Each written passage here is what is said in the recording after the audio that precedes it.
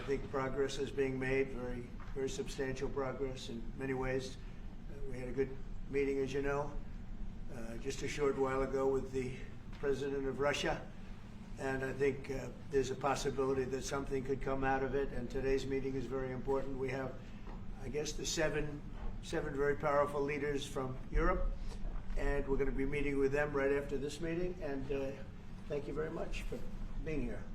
Thank you so much, Mr. President. If I can, first of all, thank you for invitation, and thank you very much for your efforts, personal efforts to stop killings and stop this war. Thank you. And using this opportunity, many thanks to your wife, First Lady of the United States. She sent a letter to Putin about our children, abducted children, and my wife, First Lady of Ukraine. She gave the letter. It's not to you, to your wife. Oh, I want it. Yeah. So we are saying this sensitive topic, yes, please. And thanks to our partners, and that you supported this format, that after our meeting we can have leaders who are around us, UK and France, Germany, Italy, Finland, EU, NATO, I mean all partners around Ukraine supporting us. Thanks to them, and thank you very much for invitation. Thank you very much for being here. President Trump. Yes, Peter, go ahead. Thank you, President Trump. So, President Zelensky, you say in a post on X today, Russia must end this war, which it itself started. President Trump, you say President Zelensky of Ukraine can end the war with Russia almost immediately if he wants to. Which is it? Yeah, I think that's true. I think they'll. We're going to have a meeting. I think if everything works out well today, we'll have a trilat. And I think there will be a reasonable chance of ending the war when we do that. And is this the end of the road for American support for Ukraine? Is today's meeting deal or no deal? I can never say that. It's never the end of the road. People are being killed, and we want to stop that. So I would not say it's the end of the road. No, I think we have a good chance of doing it. It's been almost 4 years now that a lot of people were killed last week. A lot of people last week. I mean, millions of people killed, but a lot of people last week for whatever reason. A big number, a lot of soldiers, on both sides. And I know the president, I know myself, and I believe Vladimir Putin wants to see it ended. And as you met with Putin on Friday, today you've got President Zelensky here. As you listen to Russia and Ukraine, which side has the better cards? Right Well, now? I don't want to say that. I'm just here to be. Look, this isn't my war. This is Joe Biden's war. He's the one that had a lot to do with this happening, and we want to get it ended. And we want it to end good for everybody. We want it to end good. The people of Ukraine have suffered incredibly. President Zelensky, are you prepared to keep sending Ukrainian troops to their deaths for another couple years, or are you going to agree to redraw the maps? Thank you for your question. So, first of all, we live under each day attacks. You know that today have been a lot of attacks and a lot of wounded people, and the child was dead, small one year and a half. So we need to stop this war, to stop Russia, and we need support, American and European partners, and we will do our best for this. So, and I think we show that we are strong people, and we supported the idea of the United States, of personally of President Trump, to stop this war, to make a diplomatic way of finishing this war, and we are ready for trilateral, as President said. This is a good signal about trilateral. I think this is very good. Thank you. Mr. President, if the peace deal will be achieved, are you going to be willing to send American peacekeepers to Ukraine? Well, we're going to work with Ukraine. We're going to work with everybody, and we're going to make sure that if there's peace, the peace is going to stay long term. This is very long term. We're not talking about a 2-year peace and then we end up in this mess again. We're going to make sure that everything's good. We'll work with Russia. We're going to work with Ukraine, and we're going to make sure it works. And I think if we can get to peace, it's going to work. I have no doubt about it. Your team has talked about security guarantees. Could that involve U.S. troops? Would you rule that out in the future? we'll let you know that maybe later today. We're meeting with 7 great leaders of great countries also, and we'll be talking about that. They'll all be involved, but there'll be a lot of help when it comes to security. There's going to be a lot of help. It's going to be good. They are first line of defense because they're there. They're Europe, but we're going to help them out also. We'll be involved. Yes. Vladimir Putin mentioned that the war will not end without addressing the root causes of this war. Have you had an understanding what are the root causes of this war? Well, look, the war is going to end. When it ends, I can't tell you, but the war is going to end, and this gentleman wants it to end, and Vladimir Putin wants it to end. I think the whole world is tired of it, and we're going to get it ended. It was, I've done 6 wars. I've ended 6 wars, and I thought this maybe would be the easiest one, and it's not the easiest one. It's a tough one. A lot of reasons for it, and they'll be talking about it for a long time, but they'll be talking about the others. Look, India, Pakistan, we're talking about the big places. When you look at, you just take a look at some of these wars. You go to Africa and take a look at that. Rwanda and the Congo, Republic of the Congo. That's been going on for 31 years.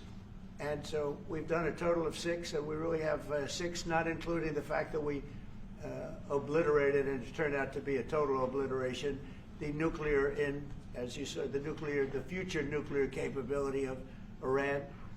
And this one, I think we're going to get solved also. I feel confident we're going to get it solved. Like guarantees or like the special envoy put forward. Thanks, Mr. President. Can you tell us about your conversations with European leaders and what they need to see to support an end to the war? Yeah, well, we're going to be meeting with a great representative group and 7 very powerful, very big countries and great people, all friends of mine and friends of yours. And we're going to have some suggestions made. They want to see peace. They would like to see peace. Go ahead, please. In the red.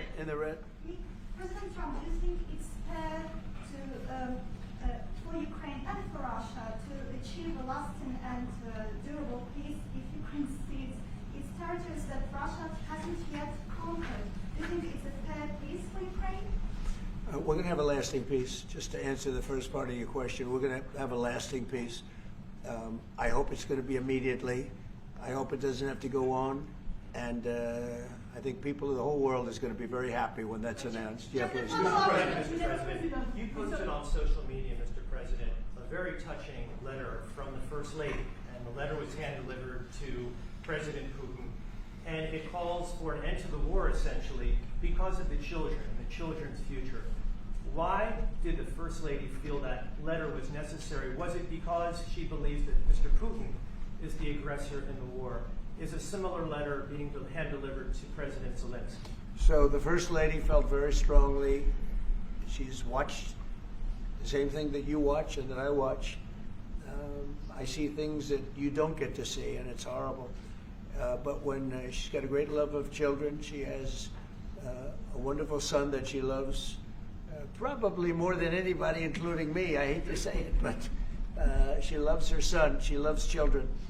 And she hates to see something like this happening, and that goes for other wars too. I mean, she sees the heartbreak, the parents, the funerals that you see on television. Always funerals. We want to see something other than funerals. No, she felt it was a beautiful letter. It was very well received by him, and she did ask me to say, she would love to see this end. She would love to see it end, and she says it very openly, very proudly, and with great sorrow because so many people have been killed. President, last week. Brian, go ahead, Brian. Yes, sir. I've got a question for each of you. First of all, Mr. President Zelensky, you look fabulous in that suit. I said the same thing. Yeah, you look good. I said the same thing. Yeah. Isn't that nice? That's the one that attacked you last time. See, now he's in. I remember that. You look wonderful. No, my first question for you, But President you Zelensky. are in the same suit. You see, I changed, you are not. Maybe yours is much better. Real quickly, upon peace, God willing we get peace, are you open to holding an election in your country? Yes, of course. We are open for election, yes. We have to do safety circumstances. And a little bit, we need to work in the parliament, because during the war you can't have elections, but we can do security. We need, maybe, how to say, we need a truth, yes, everywhere, in the battlefield, in the sky, in the sea, yeah, to make possible for people to do democratic, open, legal elections. So you say we're ready. during the war you can't have elections. So let me just say 3.5 years from now. So you mean if we happen to be in a war with somebody, no more elections? Oh, that's good. I wonder what the fake. You like news this is. idea? Yeah, No. Speaking of news, I got a question for you. This sounds insane for me even to ask this. But do you think the American media really doesn't even want a peace deal? Because they've been so critical of you every step of the way as you lead the charge for peace. It's an amazing phenomenon. I said that if in the settlement you got Moscow, St. Petersburg, and thousands of miles around them, they would say I made a bad deal. The level of hatred and animosity is incredible. Not with all. I mean, we have great people up here. We also have terrible people up there that I think are told what to say. But, in solving all of these wars, they don't even write about it. I saw major wars. I saw wars that have been going on for 31, 35, and 37, and a couple of quicker ones. One that was going to go into a full-blown deal very quickly. What the one I'm talking about, it was a big one.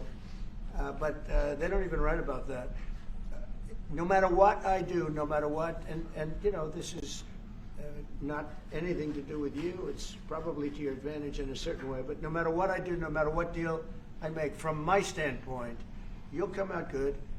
Maybe President Putin will come out good. But they'll say, Trump was absolutely horrible. It's just that, and I've lived with that for a long time. I've lived with it since just before the first election. I used to get great publicity. Now I get the worst publicity anyone's ever gotten in office, but I won in a landslide, so that people understand. They're the only ones that count, ultimately. But I've also had great reporters. I've had journalists that are very good. But it's very sad when you do the right thing. As an example, they said, because of the fact that Vladimir Putin came to American soil, this was a tremendous defeat for Donald Trump. No, it was really wonderful that he did it. It was a hard thing for him to do, to be honest with you. It was the opposite of what they said, but they said it. Now, if he didn't come, they'd say that was also bad for Trump. There's no way. And there's just a great dishonesty of the press, and I think that's why it's lost its credibility. Its credibility is at an all-time low. We have a thing going on right now in D.C. We went from the most unsafe place anywhere to a place that now friends are calling me up, Democrats are calling me up, and they're saying, sir, I want to thank you. My wife and I went out to dinner last night for the first time in 4 years, and Washington, D.C. is safe, and you did that in 4 days. I'll tell you, it's safe. I had another friend of mine, he has a son who's a great golfer, he's on tour, and he came in 4th yesterday in the big tournament where Scotty Scheffler made the great shot, and he said his son is going to dinner in Washington, D.C. tonight. I said, would you have allowed that to happen a year ago? He said, no way, no way. He said, what you've done is incredible. And I think the people realize it. But the press says, he's a dictator, he's trying to take over. No, all I want is security for our people. But people that haven't gone out to dinner in Washington, D.C. in 2 years are going out to dinner. And the restaurants the last 2 days were busier than they've been in a long time. Thank you. I walked around yesterday with MTG. If you can walk around with DC with MTG and not be attacked, the city is safe. Yes. Thank you, Mr. President. Last week you warned of what you called severe consequences if a 30-day ceasefire or any type of ceasefire were not agreed to by Russia. Will there be severe consequences? Does that change because of I don't think you need a ceasefire. If you look at the 6 deals that I settled this year, they were all at war. I didn't do any ceasefires. And I know that it might be good to have, but I can also understand strategically, why, well, one country or the other wouldn't want it. You have a ceasefire and they rebuild and rebuild and rebuild, and maybe they don't want that. But if you look at the 6 deals that we made peace and long-term, long-running wars, I didn't do any ceasefires. Would I like the concept. I like the concept of a ceasefire for one reason, because you'd stop killing people immediately, as opposed to in 2 weeks or 1 week or whatever it takes. But we can work a deal where we're working on a peace deal while they're fighting. They have to fight. I wish they could stop. I'd like them to stop. But strategically, that could be a disadvantage for one side or the other. But all of these deals I made without even the mention of the words ceasefire. Can you explain the decision to offer Ukraine Article 5-like security guarantees, but stop short of pushing for their full membership? Yeah, well, we haven't done anything on that yet. If you look back and you go back long before President Putin, it was always a statement that they would never allow Ukraine into NATO. So that was a statement that was made, but we haven't discussed any of that yet. We're going to be discussing it today. But we will give them very good protection, very good security. That's part of it. And the people that are waiting for us, they are, I think they're very like-minded. They want to help out also. Thank you, President Trump. The United States has already given hundreds of billions of dollars to this war effort in Ukraine. Biden. At best, it is a stalemate, and the killing continues. So, President Trump, how much more is the United States willing to give Ukraine? And President Zelensky, how much more do you want? Well, I'll start off just by saying we're not giving anything now. We're selling weapons. This is something before, I guess the number is well over $300 billion. That was under Joe Biden, a corrupt politician, not a smart man, never was. By the way, go back 40 years. He was not a smart man 40 years ago either. But now he's in particular bad. This was done by a corrupt administration that shouldn't have been in, and frankly, if the right results of the election were given, if I were president, this war would have never taken place, and he would have been very happy, because he would have liked to have seen. I mean, they went through hell. He went through hell.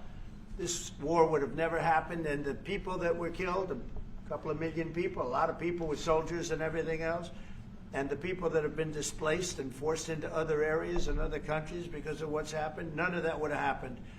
And I'm just saying that he was a horrible president. Whether it was the borders or this, he was just a horrible, corrupt president. Mr. President, you want to answer? I can. Thank you so much. So first of all, we have possibility now to buy weapon from the United States. We are thankful for this program and this opportunity. We are thankful for Europe. They pay for this.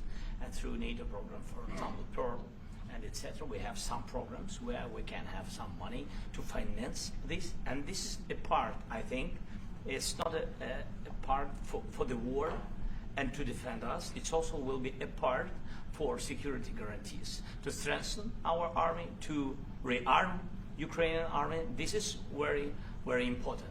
And it depends how much money we need to rearm. For example, the question of air defense, we spoke about it with President Trump, and I'm happy that we have now bilateral decisions and we work on it with production, American production. Nobody in Europe has so many air defense like Patriots, for example. We need it very much, and this is also about defending. And I think the good news, we make the best military equipment in the world by far. You mentioned the Patriots. How good are they? Systems. We have systems. They're literally 100% foolproof, and it's really like shooting two bullets. Two bullets hitting each other in the air in a space like this. The chances, 100%. It's 99 to 100%. So we sell the equipment to NATO. And NATO does what, I don't know what the arrangement is that you have with, but I know that they want you to have the equipment. And we're getting the best equipment in the world, but they pay us for the equipment. Under Biden, it was just crazy what was going on. I believe the number is over 300. I think it could be $350 billion worth of equipment and money and everything else. And we've made more progress in settling this war in the last 2 months than they made in 4 years. This should have been settled a long time ago, but it should have never happened. Yeah, please. You pushed out on social media. All right, Brian, go first. You pushed out on social media about doing away with mail-in ballots and potentially electronic voting machines. Can you expand on that? How? Well, I will. That's a very off-topic. Just really quickly, mail-in ballots are corrupt. Mail-in ballots. You can never have a real democracy with mail-in ballots. And we, as a Republican Party, are going to do everything possible that we get rid of mail-in ballots. We're going to start with an executive order that's being written right now by the best lawyers in the country to end mail-in ballots because they're corrupt. And you know that we're the only country in the world, I believe, I may be wrong, but just about the only country in the world that uses them because of what's happened. Massive fraud all over the place. The other thing we want change are the machines. For all of the money they spend, it's approximately 10 times more expensive than paper ballots. And paper ballots are very sophisticated with the watermark paper and everything else. We would get secure elections. We'd get much faster results. The machines, I mean, they say we're going to have the results in 2 weeks. With paper ballots, you have the results that night. Most people, many countries use paper ballots. It's the most secure form. So between paper ballots, very, very important, paper ballots, and I think maybe even more important, the mail-in voting. We're going to end mail-in voting. It's a fraud. If you have mail-in vote, even Jimmy Carter with this commission, they set it up. He said the one thing about mail-in voting, you will never have an honest election if you have mail-in. And it's time that the Republicans get tough and stop it because the Democrats want it. It's the only way they can get elected. Because with men and women's sports and with transgender for everybody and open borders and all of the horrible things, and now the new thing is they love crime. They're fighting me on the fact that I've made Washington, D.C. safe. We're not going to get mugged, beaten up, or killed like all the people you've been watching get so badly hurt. I'm glad, I hate to take your time on this, but I'm glad you asked me that question. We're going to stop mail-in ballots because it's corrupt. You know, when you go to a voting booth and you do it the right way and you go to a state that runs it properly, you go in, they even ask me, they asked me for my license plate, for identity. I said, I don't know if I have it. He said, sir, you have to have it. I was very impressed, actually. But it's very hard to cheat with mail-in voting. As you know what happens in California, it's so corrupt, where some people get 5, 6, 7 ballots delivered to them. Now, we got to stop mail-in voting, and the Republicans have to lead the charge. The Democrats want it because they have horrible policy. If you have mail-in voting, you're not going to have many Democrats get elected. That's bigger than anything having to do with redistricting, believe me. And the Republicans have to get smart. We're not going to have a country. I said for a long time at rallies, you need borders and you need free and fair elections. Those two things. Otherwise, you don't have. We have strong borders now. In 90 days, Mr. President, we didn't have 1, 0, 0, and 3 months. Not one person came in illegally into our country. In fact, even I find that hard to believe, but it's run by a little bit of a liberal group that put out the numbers, so I guess it's, but 0, 0, and 0. You go back a year ago, 2 years ago, 3, millions of people poured into our country. It was terrible. Thank you very much. What guarantees do you need from President Trump to be able to make a deal? Is it American troops, intelligence, equipment? What is it? Everything. And really, it includes 2 parts. First, strong Ukrainian army. That's what I began to discuss with your colleagues. And it's a lot about weapon and then people and training missions and intelligence. And second, we will discuss with our partners. It depends on the big countries, on the United States, on a lot of our friends. And Mr. President, are you willing to commit American troops to that NATO-like protection in order to get President Zelensky to a deal today? Well, I don't know if you define it that way, but NATO-like, I mean, we have people waiting in another room right now. They're all here from Europe, biggest people in Europe, and they want to give protection. They feel very strongly about it, and we'll help them out with that. I think it's very important. I think it's very important to get the deal done. You've been involved with the peacekeeping in Ukraine since your first day in the administration. What would you say to the Ukrainian people right now who are suffering under the Russian attacks and hoping that the American people will stand with them?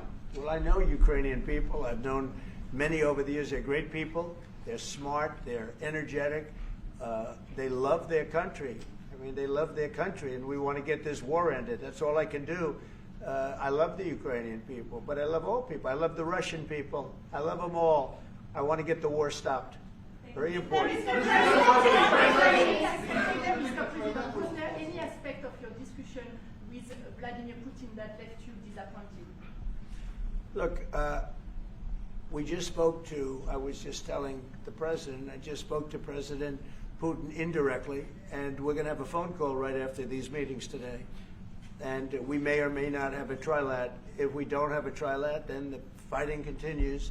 And if we do, we have a good chance. I think if we have a trilat, there's a good chance of maybe ending it. But he's expecting my call when we're finished with this meeting. Thank you very much, everybody. Let's go. Thank you.